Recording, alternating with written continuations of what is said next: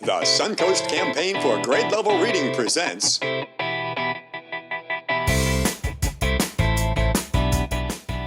This Book is Cool!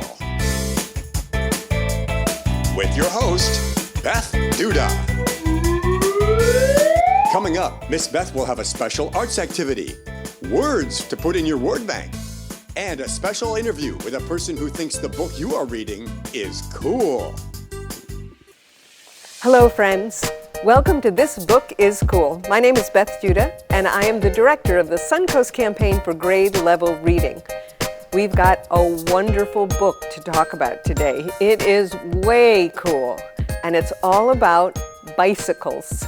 In fact, the book is called Bicycle, and we have a special guest today to talk to us about why this book is cool. We have with us Neirda Thompson-Pemberton, who's the executive director of FUNducation. Hi, Neirda. Hi, Beth. How are you? I'm great. FUNducation. That seems like it might be an invented word. It is. Okay. Tell me about it. What does it mean? So FUNducation, we wanted to put the fun in education. Right? We feel like education has evolved over time, whereas opposed to kind of memorizing and spitting stuff back out, kids can now actually experience the theory. And we're hoping through that experience, they organically want to go into fields of science, technology, engineering, arts, and mathematics. And I love the idea of kids being inspired for not only science, but technology, mathematics, engineering, and this book has a lot of information about like the engineering process. Yes. I absolutely enjoyed it. Bicycles were actually invented 200 years ago by a gentleman by the name of Carl Drace. I hope I'm pronouncing properly.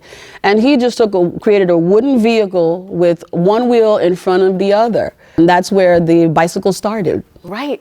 And I was so surprised to learn that the first bicycle didn't have any pedals. That's right. So he may have started it, but then there were other people that started using, I guess, what's the bicycle, but it was a dandy horse, and then a blacksmith in France actually decided to put two pedals in the front, and then it became a velocipede or velocipede, but it was bumpy. It still needed work. It was so bumpy, they then called what we call a bicycle today the bone shaker. Oh my goodness. Because it was so bumpy. Yeah. Well, and I think a lot of that had to do with the wheels, that the wheels were wooden with iron around them, so there was no give to them. Yes, and this now you're seeing the engineering design process, so every time someone touched it, it evolved. So then it evolved again, and this time it was called the high wheel. So as the high wheel, now we're running into an issue where it wasn't as bumpy, but now it was tippy. So because it was tippy, people were kept on falling off of the bike. So you may have heard the expression taking a header. Oh, I have heard that So that's expression. where that expression came from, because people were falling off of the bike that had the bigger wheel in the front. Right. Head first. Taking a header. That would not be comfortable. Yeah. But I love that that's all part of the process, that as an engineer, you can look at what currently exists and figure out what are the issues or obstacles, and then what can you do to make it better. Yes. So it's not just about invention, which also is good. Right. But it's about improvement. Yes, and that's what the design process, the engineering process is. It goes from an idea to a concept to testing it, and then eventually to the final. How did you become an engineer? What does that take? I was a tinkerer as a child. Tinkerer in a good way. Please tell my mom that. Tinkerer, yes. So taking stuff apart, putting it back together. And then I had an uncle that was an engineer, godfather as well. So I decided, okay, as a tinkerer, wanting to find a profession that was creative and had a long-lasting impact. Like civil engineer is something that you build or design will outlast, the test of time, and I liked the idea of that. So I became an engineer. So you became an engineer who then developed this organization. Yes. What was that process? What led you from being by yourself doing your engineering to now inspiring hundreds and hundreds of people to do the same thing? I'd love to romanticize it, but it really all came from me being voluntold as a bright-eyed, bushy-tailed engineer to go talk to kids. And I said, okay, sure, I'll go talk to the kids. And then when I went there, I saw they didn't know what engineering was. And then they were kind of interested when I told them. But as soon as you mentioned the math and science, they didn't want to have anything to do with it. So that's when the fire started burning inside me, because engineering is such a noble profession. It pays well. They'll always be needed because we'll always need clean water, housing, and is the backbone of innovation. So it then became a personal, mission and passion to get kids interested and inspired to go into that field. I think I understand people being frightened of all the math or all the science, because it can feel a little overwhelming, but it's important to know that's why there are books. And we can learn things step by step. We don't have to know everything all at once. We just have to take the next step. And it's such a huge lesson that just because something is hard doesn't mean you can't do it. It just means you have to work at it. When's the last time a child put down a video game because it was hard? A video game. They don't, right? They keep eating at that video game until they beat the levels and beat the game. Right? But they're doing it because they enjoy it and it's fun. So we just need to do the same thing, I think, change the perspective of our youth today, and that learning is fun. And then it leads to these, career pathways that can leave them very comfortable, happy, and fed. I love that. Yes. Comfortable, happy, and fed. Learning is definitely a process. Yes. I remember learning to ride a bicycle. Exactly. How many kids love their bikes and ride their bikes today, but what did you do first? It started with training wheels. And once you got comfortable and confident with the training wheels, they came off.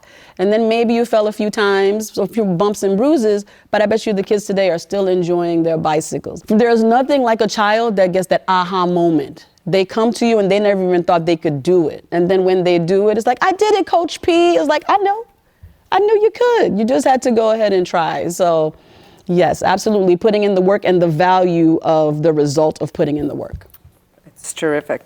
Now, I believe the author of this book put in a lot of time. Yes. Came out with a great product. Yep. And in that product, there are some great words for our word bank.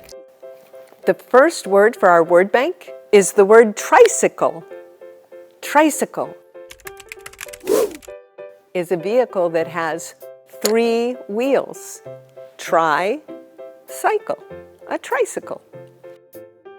Our next word for the word bank is the word machine. Machine. That's a device that does some kind of physical task. A machine. Our next word is the word velocipede. Velocipede. That's what the early bicycles were called. Velocipedes. The next word for our word bank is the word inventor. Inventor. That's a person who comes up with a brand new idea and works through to make it a reality. And our final word today is the word pedal. Pedal. That's anything that you push with your feet to control a machine or a vehicle, like your bicycle. I love that we can use science, technology, mathematics to invent new things and our imaginations. That's what our activity is going to be today. We're going to use our imaginations to try and come up with some new inventions. You want to give it a try? Let's go! Here we are at our activity table, and our activity today is all about inventions. So using our imagination to come up with ideas of things that could be invented that might make somebody's life easier or more enjoyable or both. So we have some friends who have already come up with a couple of ideas for inventions. Neirda, which one is yours? Mine is the bedtime buddy. Look out, Shark Tank. So the bedtime buddy makes every morning awesome by making your bed. So it basically makes your bed with 2 robotic arms that pop out from under your bed. That sounds kind of creepy, but I think it could work. And then it makes your bed look perfect. You just press a button and then the arms get to it and they fix your bed and you're good to go. That is such a great idea. That's a great idea. Now, the idea that this friend came up with was walk a dog vacuum. So it is a vacuum cleaner that will actually walk your dog for you. So you would have clean floors and a healthy dog. I like that idea. I like it. So if you could invent anything, what would you want to invent? I am inspired by this walk a dog vacuum, but instead I'd put it in the rear for a pooper scooper. So now it's just me and the dog, his business, and that vacuum. I like it. Yes. Oh my goodness. I love all of these ideas, and we want you to come up with ideas of your own. So what would you like to invent? You can draw a picture of it or write a few sentences about the thing you would like to invent and send them to us. You can send them to connect@grade-level-reading-suncoast.net. Remember, reading is the key to succeeding. You can learn all kinds of interesting facts from books like bicycle. I hope you'll do that. And I also hope that you'll be inspired in science, technology, engineering, arts, mathematics. full steam ahead. Bye everybody. Thanks for being with us.